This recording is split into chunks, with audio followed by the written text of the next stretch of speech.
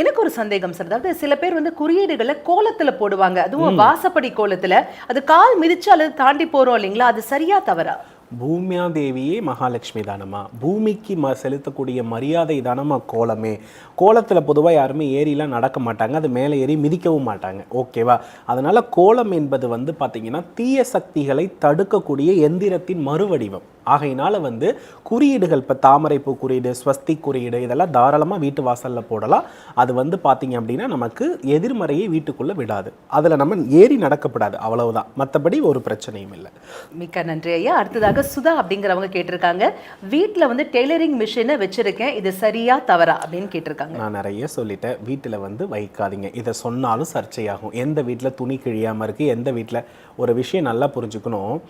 எந்த வீடு கடனாக இருக்கிறதோ அந்த வீட்டோடைய பெண்மணி ஊசையும் நூலையும் வச்சுக்கிட்டு வாசலில் தச்சுட்டு உட்காந்துருப்பா. அதை பார்த்துட்டு போனாலே அபசகுனம் அப்படின்னு இன்றைக்கும் சாஸ்திரத்திலும் சொல்லப்பட்டிருக்கிறது.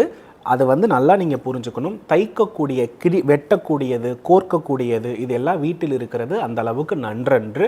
அதனால் தையல் தொழில்னு நீங்கள் பண்ணுறீங்கன்னா ஒரு கடை தனியாக எடுத்துக்கோங்க. அந்த கடையில் நீங்கள் இந்த மிஷினை போட்டு ஃபாலோ பண்ணிக்கோங்க.